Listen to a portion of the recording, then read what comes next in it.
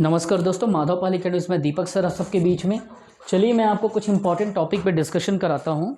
देखिए ध्यान से इस बात को समझ लीजिए कि ये जो टॉपिक है वो क्या चीज़ है, प्रमुख क्रांतियों का टॉपिक है।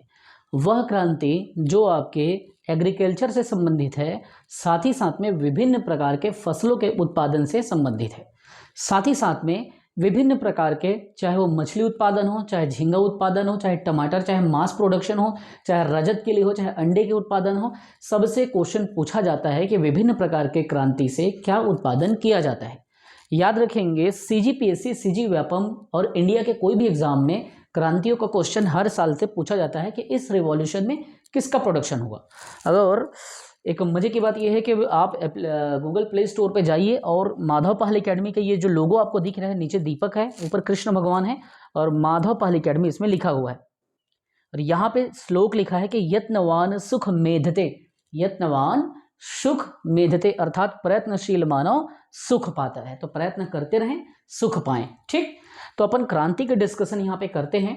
और आपको अगर मुझसे कोई भी पैड कोर्स लेना है, अगर आपको मेरी पढ़ाने, मेरे समझाने, मेरे टीचिंग स्किल पे अगर आपको इफ़ेक्टिव लगती है या भरोसा होता है, क्योंकि अभी तक हमने 200 से अधिक बच्चों का सिलेक्शन हमारे एकेडमी ने दिया है, तो आप प्ले स्टोर पे जाकर इसको डाउनलोड करके वहाँ से कोर्स परचेस कर सकते हैं या डिस्क्रिप्शन में जाकर के कोर्स परचेस कर सकते हैं। डिस्क्रिप्शन में मैंने लिंक दे दिया हूँ कोर्सेज का, और डिस्क्रिप्शन में मैंने एप्लीकेशन का भी लिंक वहाँ पे दे दिया है। घर बैठे ऑनलाइन क्लास से आप स्टडी करें, जिसमें क्लास के टाइमिंग का कोई लफड़ा नहीं है। सारे क्लासेस रिकॉर्ड करके डाला जाएगा, जैसे आप यूट्यूब में भी देख रहे हो वैसे वहाँ पे भी देखोगे। हर चीज़ का इफेक्टिव स्टडी के साथ में वहाँ पे कंटेंट दिया गया है। चलिए स्टार्ट करते हैं। सभी क्रांति का मैं यहाँ पे लिखूंगा नहीं, लिखूंगा तो समय बर्बाद होगा। कुछ कुछ चीज़ों को लिखूंगा, लेकिन हर चीज़ों को यहाँ पे नहीं लिखूंगा, क्योंकि मुझे आपका भी टाइम बचाना है और खुद का भी बचाना है।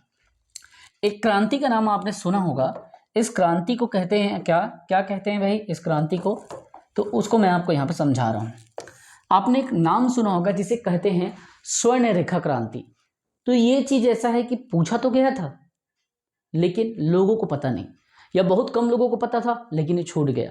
एग्रीकल्चर के विभाग में क्वेश्चन पूछा ही जाता है, स्वर्ण रेखा क्रांति। तो किसे कहते हैं भाई स्वर्ण रेखा क्रांति, या किसके लिए है स्वर्ण रेखा क्रांति, क्यों इसे स्वर्ण रेखा क्रांति को लाया गया? तो जूट के उत्पादन के लिए या पटसन के उत्पादन के लिए इसको लाया गया। मेनली जूट का प्रोडक्शन करना था, जूट का उत्पादन करना था।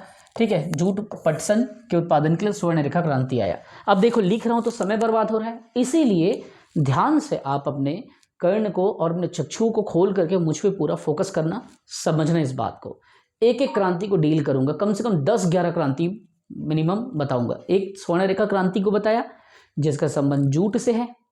अगर आपको कहूं कि पीली क्रांति का संबंध किससे है, तो ध्यान से आप समझना, पीली क्रांति का संबंध तिलहन के उत्पादन और दलहन के उत्पादन दोनों से है। और इसके जो पिता थे, पीली क्रांति के जो जनक थे, सैम पित्रोदा थे। अगर आपसे पूछ दे तब दलहन तिलहन, याद रखना दाल पीला होता है ना, तो दाल पीला होता है तो पीली क्रांति दलहन से आप याद रखना तिलहन का भी है। ठीक, अगला अगर मैं आपको कहूं कि भूरी क्रांति, भूरी क्रांति का संबंध किससे है, तो यहाँ पे आप कैसे करोगे? तो जो उर्वरक होता है, उर्वरक से संबंधित है भूरी क्रांति। उर्वरक का प्रोडक्शन बढ़ाने के लिए भूरी क्रांति का प्रयोग किया जाता है, और हीरालाल चौधरी ने भूरी क्रांति का खोज किया था। साथ ही साथ में चमड़ा उत्पादन और काफ़ी के उत्पादन के लिए भी भूरी क्रांति का प्रयोग किया जाता है, भूरी क्रांति का नाम लिया जाता है। तो चमड़ा, काफ़ी और उर्वरक, ये तीनों बात आप ध्यान में रखेंगे। ठीक है, एक क्रांति है धूसर क्रांति। धूसर क्रांति को इंग्लिश में अगर मैं कहूँ तो ग्रे कहते हैं। ग्रे कलर आप जानते हो, वो किसके लिए होता है? तो वो रासायनिक उर्वरक के लिए होता है। ठीक, लेकिन खाली भूरा क्रांति अगर लिखा हुआ है, ठीक है, ब्राउन या भूरा, तो उस कंडीशन में क्या लेंगे? उर्वरक लेंगे। लेकिन केमिकल युक्त, जो रसायन युक्त होता है, जिसमें केमिकल का यूज होता है, वैसे प्रोडक्शन के लिए ग्रे या धूसर को लेना है। वैसे ही नीली क्रांति, तो नीले नीले जल में मछलियां पाई जाती है, तो नीली क्रांति का आप लेंगे फिश प्रोडक्शन या मत्स्य उत्पादन की क्रांति, जिसको कौन लाया था? तो अरुण कृष्णन लाया था और हरिलाल चौधरी, दोनों ने मिलकर नीली क्रांति को लॉन्च किया था। वैसी है गुलाबी क्रांति। गुलाबी क्रांति जिसको आप लोग जानते हैं, गुलाबी क्रांति किसे कहते हैं? या उसका संबंध किससे होता है? तो गुलाबी क्रांति का संबंध होता है झींगा के उत्पादन पे।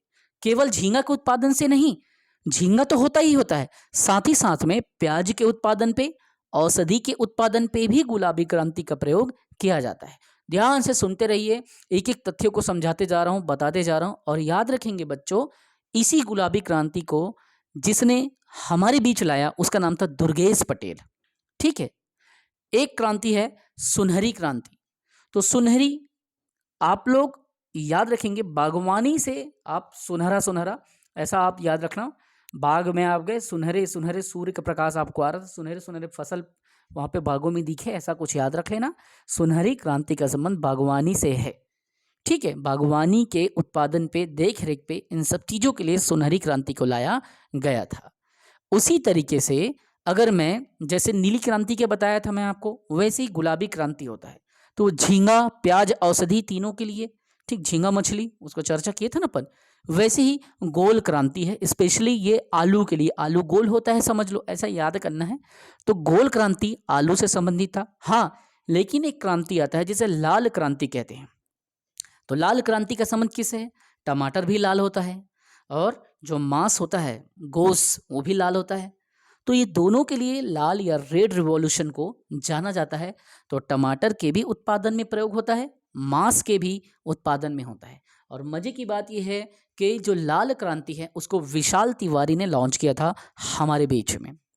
वैसी रजत क्रांति, रजत क्रांति का संबंध किससे है? तो अंडा का उत्पादन से तो है ही है, साथ साथ में जो कुक्कुट होते हैं ना, कुक्कुट के भी उत्पादन के लिए है। और आप याद रखेंगे, सबसे इंपॉर्टेंट इसलिए है ये रजत क्रांति कि इंदिरा गांधी ने कहा था कि प्रोडक्शन अंडा का हर घर में खपत बढ़ते जा रहे हैं।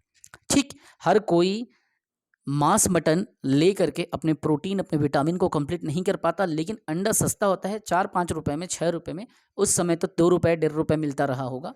ठीक है, जब इंदिरा गांधी ने इसको लॉन्च किया था, तो इंदिरा गांधी ने ही इसको लॉन्च किया था। तो इस क्वेश्चन को ध्यान में रखना है कि रजत क्रांति को किसने लॉन्च किया था? तो हमारी प्रियदर्शनी मैडम ने इसको लॉन्च किया था। ठीक है। अब बादामी क्रांति, बादाम, अब आपको पूछेगा कि बादामी क्रांति का संबंध किससे है, तो वहाँ पे बादाम लिख देगा, वहाँ पे मसाला लिख देगा, वहाँ पे वो कुछ और लिख देगा, है ना, वहाँ पे वो अदरक लिख देगा। तो दिमाग लगाना, बादामी क्रांति कहते हैं मसाला के उत्पादन के लिए इस क्रांति का प्रयोग होता है। ठीक, वैसे ही सेफ्रॉन क्रांति का भी क्वेश्चन पूछा गया था एक बार व्यापम के द्वारा कि सेफ्रॉन क्रांति का उत्पादन में क्या ध्यान दिया रखा जाता है। तो सेफ्रॉन क्रांति में केसर के उत्पादन को बहुत बड़े रूप में ध्यान में रखा जाता है। और सेफ्रॉन क्रांति का सर्वाधिक प्रयोग हुआ था कहाँ पे? जम्मू कश्मीर क्षेत्र में सबसे ज़्यादा इसका प्रयोग हुआ था, और अभी भी होता है ना। अधिकतर वहाँ पे केसर उसर का उत्पादन आपको देखने को मिल जाएगा। साथ ही साथ में उत्तराखंड में भी कुछ कुछ अब प्रोडक्शन इसका सेफ्रॉन का चालू हो चुका है। अब लास्ट में मैं आपको एक क्रांति और बताऊंगा जिसे रजत क्रांति भी कहा जाता है, या इसे रजत रेशा क्रांति कहते हैं। क्योंकि देखो, रजत का एक्चुअल में अंडा उत्पादन को लेना है, कुक्कुट उत्पादन लेना है, ठीक है, रजत का। लेकिन रजत रेशा शब्द जब अगर रहा तो कंफ्यूज मत होना, रजत के लिए अंडा और कुक्कुट को उत्पादन, लेकिन रजत रेशा तो कपास। ठीक है, कपास के उत्पादन के लिए रजत रेशा का प्रयोग होता है। तो ये सभी प्रमुख क्रांतियां हैं जिसमें मैंने हरित क्रांति का एक सेपरेट वीडियो बनाया है, और हरित क्रांति को इतना डिटेल में पढ़ना है, दोनों क्रांति आपको डील करना है, जिसके लिए मैंने क्या किया है आप लोगों के लिए, यहाँ पिन में एक कमेंट सेक्शन में जाके पिन कर दिया, हरित क्रांति का लिंक दे दिया है। हरित क्रांति के दो पूरे चरण को मैंने समझाया है। इसके बाद में मैं धीरे से एक एक क्रांति को डील करते जाऊंगा। श्वेत क्रांति में क्या हुआ, पीली क्रांति में क्या हुआ, ग्रीन क्रांति में क्या हुआ, नीली क्रांति में क्या हुआ, लाल क्रांति में क्या हुआ, गुलाबी क्रांति में क्या हुआ। लेकिन उतना किसी के पास पढ़ने का समय तो है नहीं, इसीलिए अगर आप घर बैठे पैड कोर्स लेना चाहते हैं तो आप तुरंत क्या करें, एप्लीकेशन में जाएं, एप्लीकेशन को डाउनलोड करें और उससे बैठ कर फुल लेंथ पीएससी का, व्यापम का, हॉस्टल वार्डन का, या सीधा अभी कांस्टेबल का जो भर्ती आया है वो 6000 पदों पे कांस्टेबल का भर्ती आया है। समय बिल्कुल बर्बाद ना करें और घर में बैठ के पढ़ें। ऑल इन क्लास का मतलब कोई 4 बजे आपको क्लास नहीं करना है, 5 बजे क्लास, ऐसा कोई टाइम का बंधन नहीं है भाई। ऑनलाइन क्लास है जिसमें सारे क्लास रिकॉर्डेड फॉर्म में आपको दिए गए हैं। आपको जब टाइम मिलता है तब आप पढ़ें, ठीक है। ऑनलाइन क्लास का मतलब कोई ऐसा नहीं है कि आपको एक ही टाइम पे क्लास करना है, आपको उस टाइम पे क्लास करना है जिस टाइम आप फ्री रहेंगे। इसीलिए इस एप्लीकेशन को इतना लाखों रुपए खर्चा करके हम इसको लेते हैं और आपके लिए तैयार करवाते हैं, ताकि बच्चा को जब टाइम मिल रहा है तब बच्चा पढ़ सके, ठीक। तो पढ़ते रहें, पढ़ते रहें, अपने मेहनत से, अपने थोड़ा सा एफर्ट से, अपने एनर्जी से अगर आप मन लगा के 100% पढ़ेंगे सारे कंटेंट को, तो मुझे पूरा भरोसा है मेरे 204 बच्चों का सिलेक्शन हुआ है, उसमें 205वां आप होंगे। लेकिन ये कब होंगे? आप बेईमानी नहीं करेंगे तब। ईमानदार व्यक्ति आगे बढ़ता है, बेईमान व्यक्ति सिर्फ सपने देखते रहता है, और आपको उतना ही मिलता है जितना कोशिश करने वाले छोड़ देते हैं। तो सपने देखें लेकिन कोशिश भी करें। खाली आप सपने देखेंगे तो आपको सिर्फ उतना ही अंश मिलेगा जितना सामने वाला छोड़ देगा। मान लो एक घड़ा है, ठीक है, मान लेते हैं, मानने में क्या जाता है, मान लीजिए ये एक घड़ा है। इस घड़े में आपको ध्यान देना, समझना, यहाँ से क्या करना है, यहाँ से कुछ पत्थर उठाना है और पत्थर उठा करके इसमें रखना है, ठीक।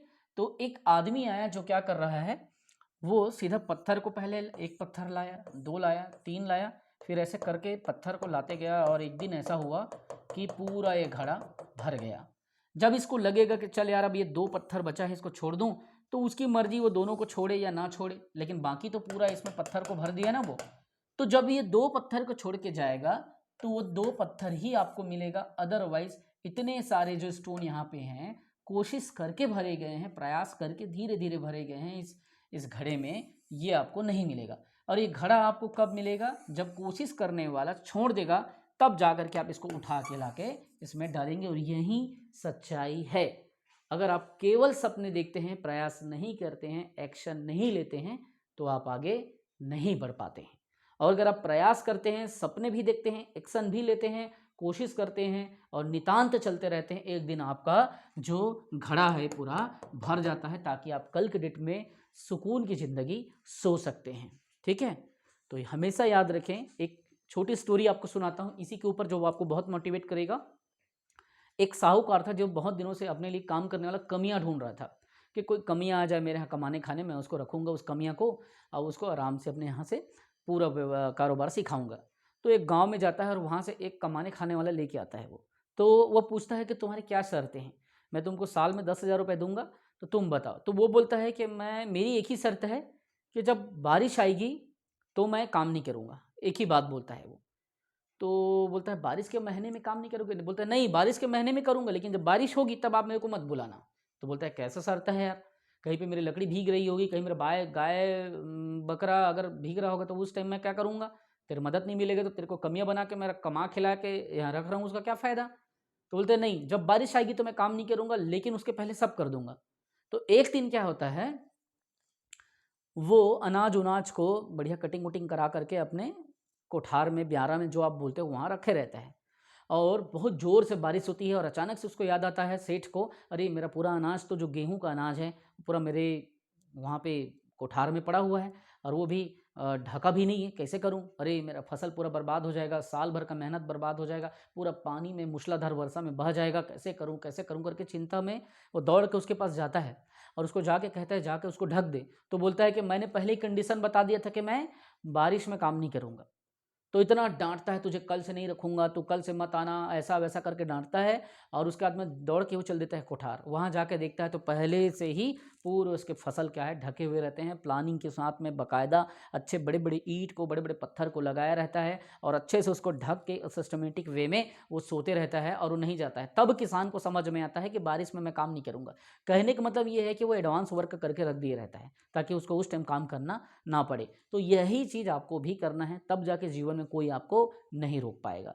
तो पढ़ते रहें, बढ़ते रहें, ठीक है। पढ़ो ऐसा कि पढ़ा सको। इस बात को मैं हर बार कहता हूँ, आगे भी मैं कहूँगा, अभी भी कह रहा हूँ, मेहनत करने से पीछे ना रहें। जय हिंद, वंदे मातरम।